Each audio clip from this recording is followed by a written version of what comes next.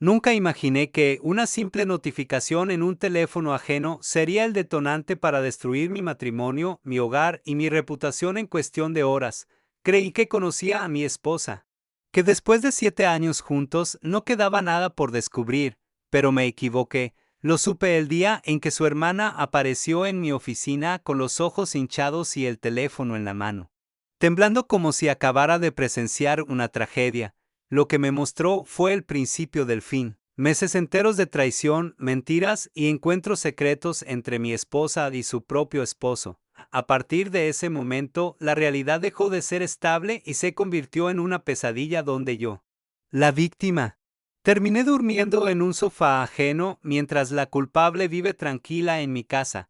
Nunca pensé que mi vida pudiera dar un giro tan brusco en tan poco tiempo. A veces uno cree que los terremotos emocionales vienen con señales, con grietas previas, con avisos que se sienten en el aire, pero no, algunos llegan como un mazazo directo en el cráneo, sin aviso, sin compasión y sin posibilidad de esquivarlos. Yo vivía bajo la cómoda ilusión de que mi matrimonio era estable, no perfecto. Claro, ningún matrimonio lo es, pero sí creía que había confianza, cariño, respeto, esas cosas básicas que uno supone que están ahí incluso cuando no las revisa cada día. 7 años juntos. 2 mudanzas, un par de proyectos fallidos y otros tantos logrados, una rutina relativamente sana, cenas compartidas, series los fines de semana, discusiones estúpidas por quién dejó la luz prendida o quién olvidó comprar café, cosas normales. Nada que indicara que mi esposa llevaba meses acostándose con su cuñado. Nada, todo comenzó un martes, uno totalmente normal. Casi aburrido, de esos días que uno olvida a la semana. Pero ese martes dejó de ser común cuando mi secretaria llamó para avisarme que la hermana de mi esposa estaba ahí para verme sin cita previa. Su nombre salió de su boca con ese tono extraño que solo se usa cuando algo no encaja. Está pálida, dijo. Creo que estuvo llorando. No pensé en nada grave, imaginé que sería un drama familiar más. Su hermana siempre había sido un poco intensa, muy de emocionarse por todo, pero cuando entró a mi oficina, entendí que esto era distinto, no traía esa energía explosiva de siempre, solo traía devastación. La miré entrar y sentí que algo muy malo estaba por ocurrir. No sé si fue intuición o simplemente la forma en que sus manos temblaban mientras cerraba la puerta. Ni siquiera se sentó a hablar de inmediato, caminó con pasos cortos. Como si el piso quemara, se dejó caer en la silla frente a mí y sin levantar la vista puso su teléfono sobre mi escritorio. Dijo una frase que todavía me taladra la cabeza, lo siento mucho. Pero tenés que ver esto, la forma en que lo dijo con esa mezcla de vergüenza y desesperación me preparó para algo feo, pero jamás para lo que realmente era, cuando desbloqueó su celular y me mostró la galería. Tardé unos segundos en comprender lo que estaba viendo. Primero pensé que eran conversaciones sacadas de contexto. Luego pensé que quizás era una broma pesada, pero no. Eran mensajes entre mi esposa y su esposo. Mensajes explícitos en intención, afecto y deseo. Mensajes que no dejaban lugar a interpretaciones, porque estaban llenos de frases que jamás podrían significar otra cosa que traición. Había textos como no puedo esperar a verte otra vez o la habitación ya está reservada. Te extraño. Había fotografías de entradas de hoteles, selfies de ellos dos en lugares donde supuestamente habían estado por separado. Nada sexual explícito, pero sí íntimo. Sí cargado de complicidad. Lo peor fue leer frases donde mi esposa hablaba de mí, no insultándome, sino minimizándome, justificando su infidelidad con excusas que jamás me había dicho en persona. Él anda distraído, ya no tenemos esa chispa. Siento que vivo para cumplir expectativas, tonterías, mentiras o verdades que jamás tuvo el valor de discutir conmigo. Su hermana lloraba mientras yo leía. No podía ni mirarme, se tapaba la boca, como si quisiera evitar vomitar. Era evidente que esto la destruía tanto como a mí, y aún así tuvo el valor de venir a contármelo, de romper su propio matrimonio al revelar el engaño de su esposo. Ella me explicó que lo descubrió 2 días antes por accidente. Revisando la laptop familiar donde él había dejado todo abierto, no sabía qué hacer, dijo. Y ahí, en medio de su crisis, decidió que lo justo era que yo supiera la verdad. Fue un acto valiente. Cruel, necesario. Cuando finalmente pude levantar la vista del teléfono, mis manos estaban frías. No sentía el cuerpo. Es curioso cómo el shock físico se siente más real que el emocional. Ella seguía pidiéndome perdón como si fuera responsable de todo. Yo solo logré decir gracias. No recuerdo mis palabras exactas. Pero sí recuerdo que mi voz sonaba hueca como si fuera de otra persona. Cuando ella se fue, quedé sentado en silencio absoluto. Los minutos pasaron sin que yo pudiera procesar nada. La pantalla seguía encendida en mi escritorio, mostrando aún una de las fotos. Me dolía la cabeza, me dolían los ojos, y sobre todo, me dolía la certeza de que ya nada volvería a ser como antes. No sé cuánto tiempo pasó hasta que reaccioné. Traté de ordenar mis ideas, pero era imposible. Lo único que sabía era que no podía llegar a casa ese día y fingir normalidad. No podía sentarme a cenar como si nada. Así que decidí volver antes de lo habitual, quizás con la intención de enfrentarla de inmediato, quizás porque no soportaba la idea de esperar a mañana. Manejar de vuelta fue como flotar dentro de un sueño brumoso. Recuerdo detenerme en un semáforo y sentir que todo se distorsionaba a mi alrededor, como si el mundo fuera demasiado grande y yo demasiado pequeño para entender qué estaba pasando. Cuando llegué, la encontré en la cocina preparando la cena. Sonrió cuando me vio. Esa sonrisa dulce que tantas veces me enamoró. Llegaste temprano, dijo. Yo no podía creer que pudieran existir dos versiones de una misma persona tan diferentes. La mujer que tenía delante, amable, tranquila, normal, y la mujer que escribía mensajes ardientes al esposo de su hermana. Me costó demasiado pronunciar las palabras. Pero lo hice. ¿Tenés algo que decirme?, le pregunté. Ella frunció el ceño, genuinamente confundida. O fingiendo serlo. ¿De qué hablas?, le dije. Tu hermana me mostró los mensajes. Fue increíble ver cómo su expresión se derrumbaba y reconstruía en milisegundos. Pasó de confusión a pánico. De pánico a ira. Me gritó que su hermana era una mentirosa, que estaba inventando todo porque envidiaba nuestra relación. Yo ya había anticipado esa reacción. Saqué mi teléfono. Abrí las capturas que su hermana me había reenviado y se las mostré directamente, en ese momento. Su cuerpo entero se tensó. Lo reconoció. Se quedó muda. Luego empezó a justificarse. No es lo que parece, dijo.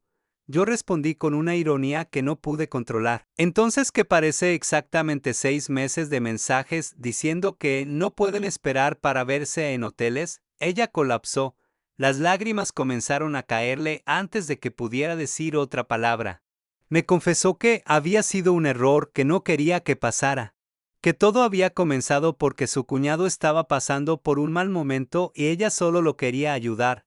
Mentiras disfrazadas de estupidez emocional. Le pregunté cuánto tiempo llevaba.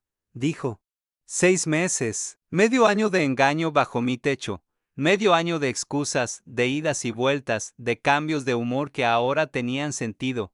Medio año en el que yo trabajaba, cocinaba, pagaba cuentas y creía que todo estaba bien mientras ella se acostaba con otro hombre. Le dije que quería el divorcio. No grité, no insulté, no hice nada que pudiera considerarse agresivo. Solo dije lo que sentía. No había nada que hablar.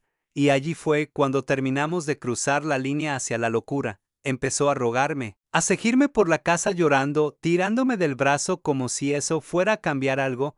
Prometió terapia, prometió cortar contacto. Prometió lo que fuera necesario, pero el daño ya estaba hecho. Yo solo quería empacar algunas cosas y alejarme para poder pensar. Subí a la habitación con una bolsa. Ella venía detrás, llorando, suplicando. En un momento trató de arrebatarme la ropa de las manos, como si así pudiera impedir que me fuera. Yo me solté, le pedí que se calmara, pero cuanto más hablaba, más se desesperaba ella. Cuando bajé, la vi al teléfono. Al principio pensé que estaba llamando a su madre o a alguna amiga. No me importaba, sinceramente, pero entonces escuché algo que me dejó paralizado. Dijo: está tratando de llevarse cosas de la casa. No me siento segura. Sentí como la sangre se me helaba. Tardé 2 segundos en reaccionar. Ella estaba llamando a la policía, estaba acusándome a mí, a su esposo, a la persona a la que ella misma había traicionado. Le pregunté qué estaba haciendo y me respondió mirándome directo. Como si hubiera ensayado esa mirada en un espejo. Tengo miedo, actuar raro, todo falso, todo actuado. Salí afuera. No quería estar cerca de ella. No quería que me acusara luego de haberle gritado o tocado. Me quedé en la vereda mirando el cielo que se oscurecía cuando llegaron los policías. Ella salió llorando diciendo que yo la había amenazado, que ella solo quería hablar conmigo y que yo estaba fuera de control. Intenté explicarles, les mostré las pruebas, no les importó. Una situación doméstica siempre favorece a la persona que llora. Primero me dijeron que alguien tenía que irse esa noche, y como ella aseguraba que no se sentía segura. Ese alguien era yo. Me amenazaron con arrestarme si me negaba, así que recogí mi bolsa y me fui. Con un nudo en la garganta, con una ira que no sabía dónde meter, dormí en el sillón de un amigo esa noche. Lo miraba dormir en su habitación mientras yo daba vueltas. Incapaz de cerrar los ojos, sentía rabia, tristeza, confusión. No entendía cómo podía ser posible que la persona que me traicionó fuera quien lograra expulsarme de mi propia casa. Eso a uno le arruina la fe en la justicia, en la lógica, en todo. Al día siguiente volví a la casa para buscar más cosas. Las cerraduras estaban cambiadas, ni siquiera me contestó las llamadas. Parecía que yo era un intruso, un extraño. Alguien peligroso. Fue entonces cuando supe que esto iba para peor. Llamé a un abogado. Él fue quien me explicó que había que iniciar un proceso legal para que me permitieran volver a entrar. Incluso si la casa estaba a mi nombre, 2 días después me llegó la orden de restricción. Fue como recibir un balde de agua helada. No solo me habían expulsado, ahora legalmente no podía acercarme. Ella alegó que yo había sido emocionalmente abusivo durante meses, que la había intimidado, que tenía miedo de mí, mentiras, pero suficientes para que un juez, ante la duda, emitiera la orden. De repente yo era un monstruo, y lo peor era que la gente lo creía. Su familia me atacaba, me culpaban de hacer drama público por involucrar a su hermana. Me decían que debía haber hablado con mi esposa en privado como si no lo hubiera hecho. Su madre me llamó para decirme que estaba destruyendo la familia, que los matrimonios se pueden recuperar si uno se esfuerza, y cuando le dije que su hija me engañó durante 6 meses con el marido de su otra hija, respondió que eso no justificaba que yo arruinara su vida, como si yo hubiera sido quien cometió la infidelidad. Incluso mis propios padres dudaban. Capaz actuaste demasiado impulsivo, dijo mi papá. Tal vez deberías haber intentado terapia. Yo los escuchaba y quería gritar. ¿Qué terapia corrige 6 meses de engaños? ¿Qué terapia borra la imagen de tu esposa desnuda en una cama de hotel con el esposo de su hermana? ¿Qué clase de hombre sería yo si aceptara eso? Con el paso de los días, la confusión se volvió rabia y luego tristeza. Pasé noches sin dormir, pensando en cada pequeño detalle de los últimos meses. Recordé todas las excusas tontas que me había dado. Voy a ayudar a mi hermana. Salgo con amigas. Voy a caminar un rato. Todo tenía más sentido ahora, pero un sentido cruel. Recordé también momentos lindos que ahora se sentían contaminados. Un abrazo en el sofá, una sonrisa en el supermercado. Un mensaje tierno. ¿Cuántos de esos gestos estaban ya manchados por su doble vida?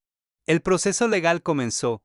Mi abogado me explicó que recuperar acceso a la casa llevaría tiempo. Ella tenía ventaja porque se había adelantado con la orden. Mientras tanto, yo dormía en el sofá de mi amigo, tratando de no colapsar. Algunos amigos estaban de mi lado, otros no. Algunos decían que yo debería haber previsto su reacción, que ella era emocional, que yo no debería haber vuelto al día siguiente a buscar mis cosas, que eso la provocó. Escuchar eso dolía más que cualquier otra cosa. Era como si todos hubieran decidido que mi sufrimiento era irrelevante, que la única persona que necesitaba protección era la que había roto todo. Y ahí, en medio de ese caos, empecé a dudar de mí mismo. Me preguntaba, ¿lo manejé mal? ¿Debí irme sin decir palabra? ¿Debí dejar que ella controlara la narrativa y evitar parecer el hombre alterado? ¿Soy yo el malo? Pero no, la verdad es que no lo soy. Fui traicionado, expulsado, manipulado y aislado. Aún así, sigo cuestionándome porque ese es el poder que tiene una mentira bien contada y apoyada por lágrimas falsas. Y aunque hoy sigo durmiendo en un sofá lejos de mi casa, con una orden de restricción que no merezco, sé que algún día todo esto saldrá a la luz, y cuando pase, no habrá forma de que ella siga sosteniendo su historia, porque la verdad, por más que tarde, siempre encuentra la forma de ser escuchada. El golpe de gracia llegó al tercer día. La orden de restricción fue notificada por un oficial en la puerta de mi amigo. Recibir ese documento fue más humillante que la propia infidelidad. Laura había transformado la narrativa de una infidelidad sucia en un drama de violencia doméstica y lo había hecho con una velocidad y una frialdad que me aterraban. Mi abogado, un tipo serio y con un tic nervioso en el ojo llamado Ricardo, me explicó la situación con la calma de un forense. Andrés, la ley de familia, las acusaciones de abuso emocional y sensación de inseguridad son muy graves. Y los jueces prefieren pecar de precavidos. Laura tiene la posesión de la casa por el momento. Con la orden, no puedes acercarte a menos de 100 metros de ella o de la propiedad. Ella está construyendo una imagen tuya de hombre inestable, y por cómo manejaste la salida, regresando a buscar cosas, la ayudaste. Sentí una náusea. Ella no solo me había traicionado, me estaba diseñando como un villano para asegurar su comodidad y su control sobre los bienes. La llamada de su madre, Elia, y su familia continuaban, llenas de reproches bíblicos sobre el perdón. Cuando le envié una captura de la confesión de amor, su respuesta fue una obra maestra de la negación. Andrés, el amor puede confundirse. No puedes destruir la vida de mi hija por un error. Tenés que ser el hombre, el fuerte. Y perdonar. Deja de ventilar esto y anda a terapia. Estás haciendo sufrir a toda la familia. Yo sé que en el fondo la amas. Deja que vuelva a casa y recen juntos, o va a ser peor para vos. Ese va a ser peor para vos me sonó a amenaza. La soledad en el sofá me obligó a sumergirme en una introspección enfermiza. ¿Fui un mal esposo? ¿La descuidé? ¿Dejé de prestar atención a esa chispa de la que hablaba? Un recuerdo me atormentaba, una discusión hace un año sobre mi horario de trabajo. Laura me había acusado de priorizar mi carrera.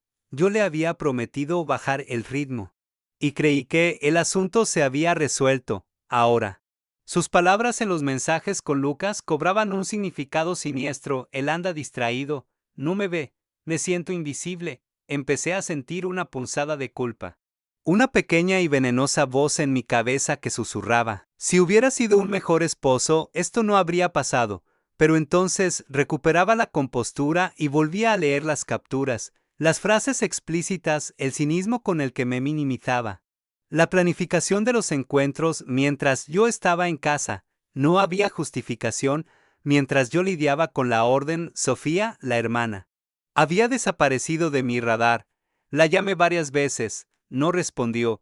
Mi abogado me aconsejó usarla como testigo clave. Al cabo de una semana de silencio, me contestó un mensaje: Andrés, por favor, no me llames más.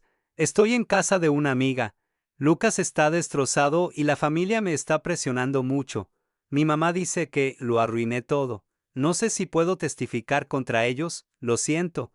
Te juro que lo siento, pero no puedo hundir a mi hermana, mi única aliada, la única persona que había visto el detonante. Me abandonaba. El mundo entero se había inclinado a favor de los traidores. El conflicto escaló al ámbito laboral. Mi socio principal me llamó a su oficina. Andrés, no estás rindiendo. Pareces un fantasma. Sé que estás pasando por un divorcio difícil, pero esta clase de drama personal, cuando se vuelve público, no es bueno para el negocio. Tu ex suegra ya llamó a mi esposa. Y la historia que contó no es la misma que la tuya. Dijo que te volviste agresivo, que te pusiste violento. Necesito que te concentres o que te tomes una licencia. Laura estaba apuntando a mi fuente de ingresos, a mi reputación profesional. El miedo a que su traición saliera a la luz era tan grande que estaba dispuesta a destruir mi credibilidad. Necesitaba un golpe de suerte. Ricardo, mi abogado, me había aconsejado buscar cualquier rastro financiero de la infidelidad. Los traidores son descuidados con el dinero, me había dicho. sentado frente a mi laptop en el sofá de Javier. Empecé a escarbar en las cuentas conjuntas, meses de estados de cuenta, y ahí estaba, un pequeño pago recurrente, apenas $200 al mes, a nombre de una empresa de alquiler de depósitos a corto plazo que nunca había visto. Ubicado a 15 minutos de nuestro barrio, un gasto que ella podía justificar si la llegaba a preguntar. Como si fuera un sitio para guardar ropa o trastos viejos, llamé a Ricardo de inmediato. Él y un investigador privado se dirigieron al depósito. La espera fue tortuosa, horas de ansiedad. Caminando en círculos. Al mediodía recibí una llamada. Era Ricardo. Su voz era grave, pero con un matiz de satisfacción profesional. ¿Andrés? Entramos al depósito. Había muy pocos muebles, algunas cajas con adornos de Navidad, ropa vieja, y 3 cajas de seguridad muy bien cerradas. En el fondo, el investigador hizo fotos, abrimos una. Encontramos documentos de identidad duplicados a nombre de Laura y Lucas con sus respectivas fotos, pero con apellidos falsos y direcciones de otras ciudades. Había un talonario de cheques a nombre de una sociedad anónima de fachada, sin actividad conocida, y lo más condenatorio, un contrato de alquiler de un pequeño apartamento en otra provincia, firmado por Laura y Lucas para ser ocupado en un futuro próximo. Laura no solo me había engañado, había estado planeando una vida paralela con Lucas. El depósito era una especie de kit de escape. El último acto de su traición no era una aventura, era un proyecto de vida a mis espaldas. Un escape cuidadosamente planificado. La evidencia del depósito cambió completamente el panorama legal. Ricardo estaba exultante. Esto anula de un plumazo todas sus acusaciones de abuso. Andrés, una mujer que teme por su vida, no alquila depósitos, falsifica documentos y planea una huida con su amante. Esto demuestra premeditación, fraude y, lo que es crucial, prueba su intención maliciosa al conseguir la orden de restricción. Ricardo presentó las nuevas pruebas al juez, solicitando una audiencia de emergencia para anular la orden y forzar a Laura a salir de la casa. La audiencia se programó para 2 días después, en el tribunal. El ambiente era tenso. Laura estaba allí, luciendo demacrada. Su rostro una máscara de tristeza ensayada. Su abogada trató de argumentar que las pruebas eran circunstanciales, pero el juez no era estúpido. El juez observó los documentos por un largo rato. Luego se quitó las gafas. Señora, dijo el juez a Laura, estos documentos, combinados con los mensajes de su teléfono, pintan un panorama muy diferente al que presentó en su solicitud inicial. Esto no es un caso de una mujer asustada, es un caso de una relación extramarital de largo plazo, con intención de cohabitación y posible fraude. La orden de restricción contra el señor Andrés queda anulada inmediatamente, y usted tiene 24 horas para abandonar la residencia conyugal. Se abrirá una investigación sobre la falsificación de documentos. El rostro de Laura se descompuso. No fue la caída dramática de la cocina, fue un colapso real. Me miró, y en sus ojos vi el odio más puro y destilado que jamás había presenciado. Había perdido, había apostado todo a su narrativa de víctima, y la evidencia la había aplastado. Al día siguiente, volví a mi casa. La puerta no tenía la nueva cerradura, Laura la había dejado abierta. La casa estaba vacía, no de muebles, Laura solo se había llevado sus pertenencias, pero el lugar se sentía desmantelado. En la pared de la sala, donde solía haber un retrato de los dos sonriendo en nuestro viaje de luna de miel, solo quedaba la marca más clara en el empapelado. Subí al dormitorio, sobre mi almohada. Encontré una nota: ganaste la casa, Andrés, felicidades, pero perdiste mucho más. Me diste 6 meses de felicidad que nunca me diste vos, y eso nadie me lo va a quitar. Al final, no sos el hombre que creías ser. Y yo no voy a vivir una vida mediocre para complacerte. No me busques, que te vaya bien. La leí 2 veces, no sentí rabia, sentí lástima. Lástima por su incapacidad para aceptar la responsabilidad. Tiré la nota a la basura. Me acosté en mi lado de la cama, solo por primera vez en mi propia casa. El silencio era ensordecedor. No podía negar el dolor, pero por primera vez. Tampoco podía negar la sensación de liberación. El drama había terminado, el divorcio se hizo efectivo, doloroso pero justo. La casa fue tasada y finalmente Pude recomprar la parte de Laura. Nunca más volví a verla. Supe por terceros que se había mudado con Lucas al apartamento que habían alquilado. Y que su familia estaba lentamente comenzando a distanciarse de ellos, incapaces de sostener por siempre una mentira tan evidente. Yo seguí en mi casa. Los primeros meses fueron un tormento de recuerdos. Cambié el color de las paredes, compré nuevos muebles, me deshice de todo lo que me recordaba a ella. La vida con la que creí contar ya no existía. Pero había algo nuevo, una paz amarga, la paz que viene después de la guerra. Mi reputación en el trabajo se recuperó lentamente. Basada en la evidencia de que las acusaciones de mi ex esposa habían sido parte de una maniobra de escape. Un año después del incidente, una tarde de domingo, recibí un mensaje de un número desconocido. ¿Era Sofía? ¿Andrés? Mi divorcio es final. Estoy sola, y solo quería decirte que tenías razón. Te pido perdón por no haber sido valiente hasta el final. La verdad siempre estuvo de tu lado. Espero que un día puedas perdonarme. No le respondí de inmediato. Miré el mensaje y por primera vez sentí que la herida dejaba de supurar. La verdad, como siempre, había encontrado su camino. Yo había sobrevivido al terremoto emocional, a la traición, al despojo, a la calumnia y lo más importante, había sobrevivido a la duda de mí mismo. Y esa victoria, la victoria sobre la oscuridad de la manipulación, era la única que realmente importaba.